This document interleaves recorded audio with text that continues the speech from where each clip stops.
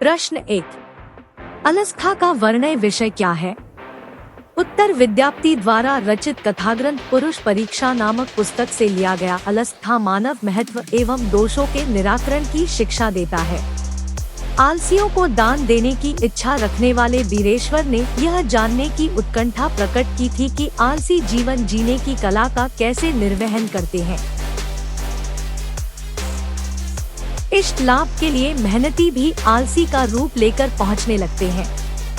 उनकी परीक्षा के लिए दानगृह में अग्नि प्रज्वलित की जाती है।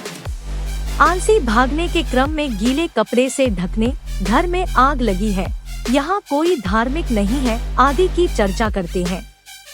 आलसी केवल करुणा के पात्र होते हैं। प्रश्न 2। किनकी क्या क्या गतियाँ है?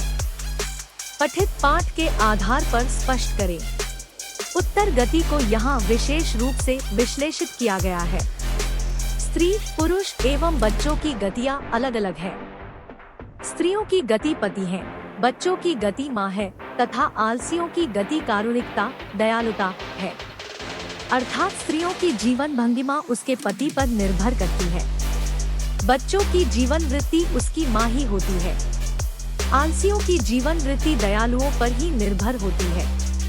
प्रश्न 3। अलस्था पाठ का 5 वाक्यों में परिचय दें। उत्तर यह पाठ विद्यापति द्वारा रचित पुरुष परीक्षा नामक कथाग्रंथ से संकलित एक उपदेशात्मक लघु कथा है।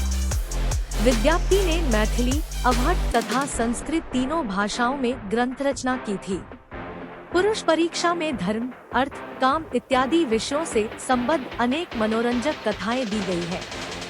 अलस्था में आलस्य के निवारण की प्रेरणा दी गई है। इस पाठ से संसार की विचित्र गतिविधि का भी परिचय मिलता है। प्रश्न 4। अलस्था से क्या शिक्षा मिलती है? उत्तर मैथिली कवि विद्यापति रचित अलस्था में आलसियों के माध्यम से शिक्षा दी गई है कि उनका भरण पोषण करुणाशीलों के बिना संभव नहीं है। आलसी काम नहीं करते, ऐसी स्थिति में कोई दयावान ही उनकी व्यवस्था कर सकता है। अतएव आत्मनिर्भर न होकर दूसरे पर वे निर्भर हो जाते हैं। प्रश्न 5। अलस्था का क्या संदेश है? उत्तर अलस्था का संदेश है कि आलस्य एक महान रोग है। आलसी का सहायक प्रायः कोई भी नहीं होता। जीवन में विकास के लिए व्यक्ति का कर्मठ होना अत्यावश्यक है। आलस्य शरीर में रहने वाला महान शत्रु है जिससे अपना, परिवार का और समाज का विनाश अवश्य ही होता है। यदि जीवन में विकास की इच्छा रखते हैं तब आलस्य त्याग कर उद्यम को प्रेरित हो। प्रश्न 6। आलसी पुरुषों को आग से किसने निकाला? उत्तर जब 4 आलसी पुरुष आग लगने पर भी घर से नहीं भागे तब एक योगी पुरुष ने आकर उनके केशों को पकड़कर उन्हें ढकेलते हुए बाहर किया। इस प्रकार आलसी पुरुष आग से बचे। प्रश्न 7। चारों आलसी पुरुष आग से किस प्रकार बचना चाहते थे? उत्तर चारों आलसी पुरुष आग लगने पर भी घर से नहीं भागे। शोरगुल सुनकर वे जान गए थे कि घर में आग लगी हुई है। वे चाहते थे कि कोई धार्मिक एवं दयालु व्यक्ति आकर आग पर जल, वस्त्र या कंबल डाल दे जिससे आग बुझ जाए और वे लोग बच जाएं। प्रश्न 8। अलस्था पाठ के आधार पर लेखक के विचार स्पष्ट करें। उत्तर अलस्था पाठ में लेखक विद्यापति ने अपने विचार को स्पष्ट करते हुए कहते हैं कि आलसी व्यक्ति बिना परिश्रम किए हुए जीवन व्यतीत करना चाहता है। कारुणिक व्यक्ति के बिना वह अपने को मौत से भी नहीं बचा पाता है। आलस्य शत्रु के समान है। प्रश्न 9। अलस कथा का सारांश लिखें। उत्तर मिथिला में वीरेश्वर नामक मंत्री था। वह स्वभाव से दानशील और दयावान था। वह अनाथों और निर्धनों को प्रतिदिन भोजन देता था। इससे आलसी भी लाभान्वित होते थे।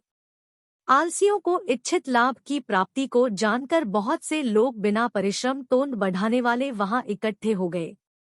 इसके पश्चात आलसियों को ऐसा सुख देखकर धूर्त लोग भी बनावटी आलस्य दिखाकर भोजन प्राप्त करने लगे। इसके बाद अत्यधिक धनव्यय देखकर शाला चलाने वाले लोग विचार किए कि छल से कपटी आलसी भी भोजन प्राप्त करते हैं, यह हम लोगों की गलती है। आता उन आलसियों की परीक्षण करने हेतु उन्होंने आलसीशाला में आग लगाकर हल्ला कर दिया। इसके बाद घर में लगी आग को बढ़ती हुई देखकर सभी धूर्त भाग गए।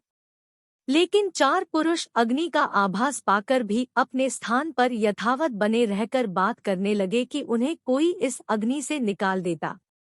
अंततः व्यवस्थापक इस संबंध में उनकी आपस की वार्तालाप को सुनकर बढ़ी हुई अग्नि की ज्वाला से रक्षण हेतु उन्हें निकाल दिया। असली आलसियों की पहचान करते हुए उन्होंने पाया कि आलसी स्वयं अपना पोषण नहीं कर सकते। वे देव या दयावान लोगों की दया पर ही जीवित रह सकते हैं। अतः उन्हें मदद की पूर्ण जरूरत है। इसके बाद उन चारों आलसियों को पहन से अधिक चीजें मंत्री देने लगे।